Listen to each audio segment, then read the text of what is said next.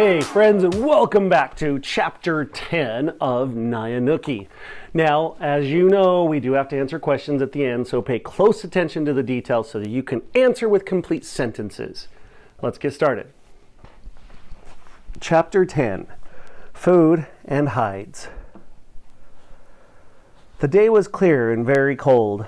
The grass was covered with a white frost.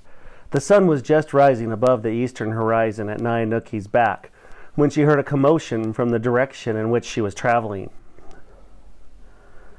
Naya Nuki quickly hid behind some rocks and looked ahead to where a river flowed from the north.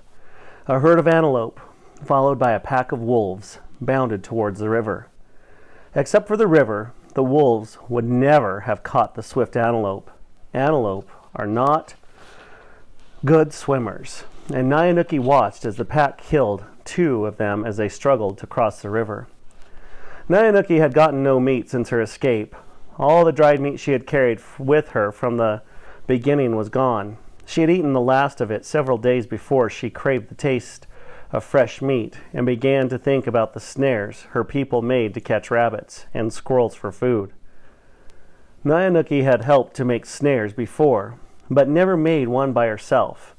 She would stop early this day and take time to make a snare. She could almost taste the meat and she planned to catch. After crossing a large but shallow river, Naya Nuki walked north along its bank. She soon found a good place to make a quick shelter from tree branches and pine boughs. Already the afternoon was clear and chilly.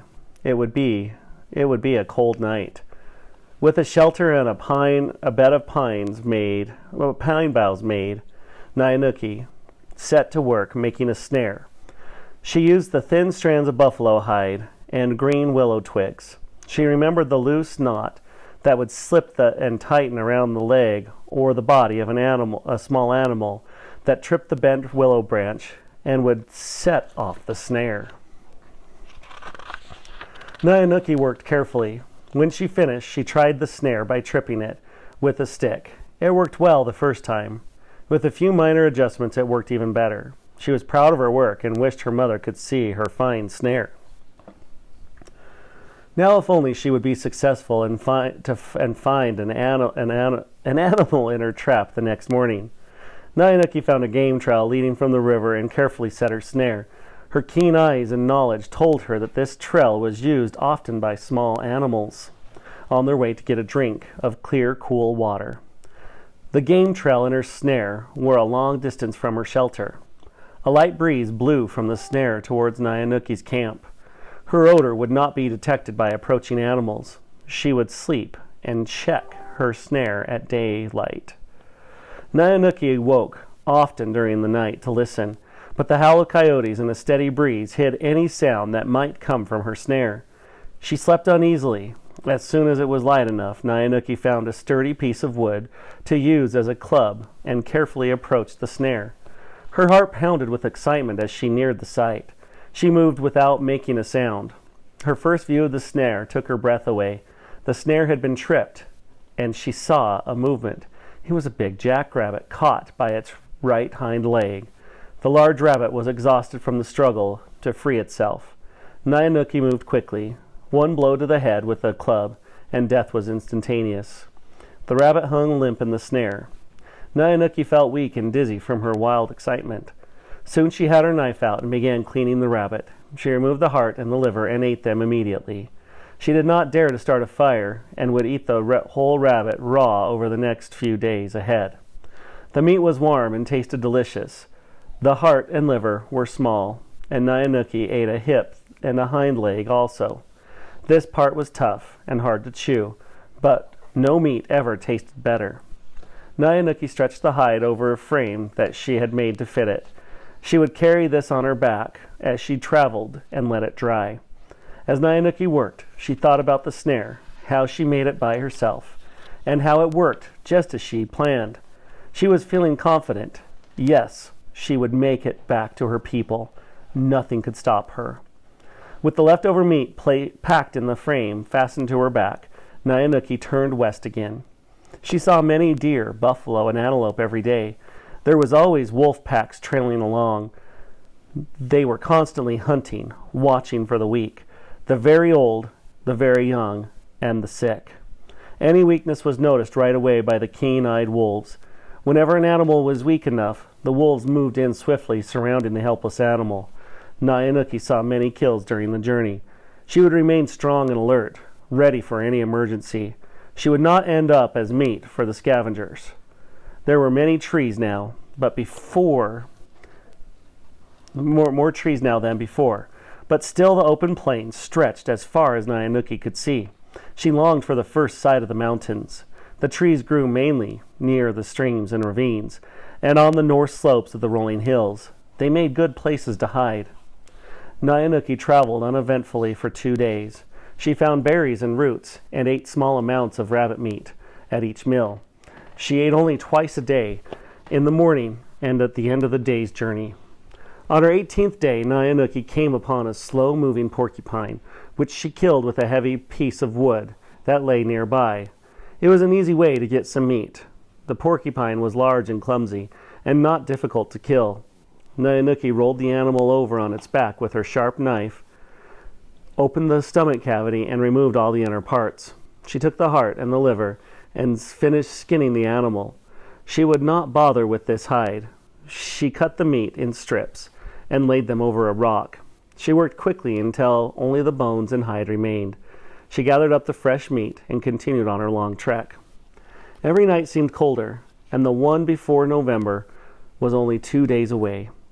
Naya Nuki made fur-lined booties out of her jackrabbit hide. She turned the skin outward. With the strips of the hide, she sewed the booties to fit snugly on her feet. Each night, the fur would feel so good against her cold and tired feet.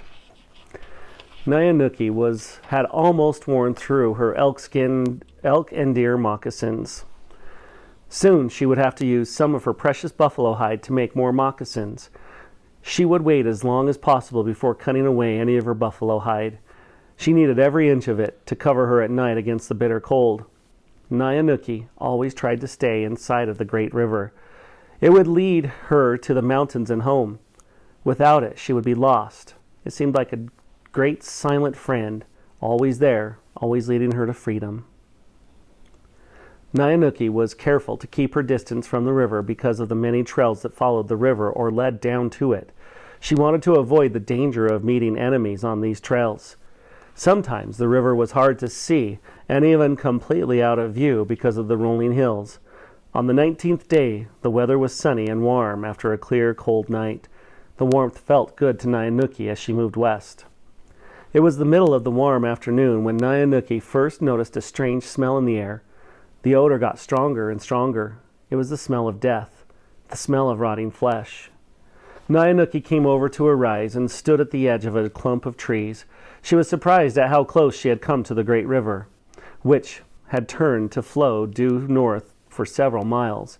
She could look down at the water in the river, not 1/4 of a mile from her. Now the smell of death was so strong that Naya Nuki could hardly stand to take a breath. She looked up and down the river. On the opposite side of a steep cliff, more than 100 feet high, at the base of this cliff, at the river's edge, lay a mass of dark forms. As Naya Nuki looked closer, she could hardly believe what her eyes were seeing. There lay the bodies of at least 200 buffalo that had begun to decay. Naya Nuki stood for several minutes, amazed at the scene of mass death before her. As she looked, she remembered the stories told by the old prairie Indians who hunt buffalo in this unusual way. The animals had been chased over a cliff.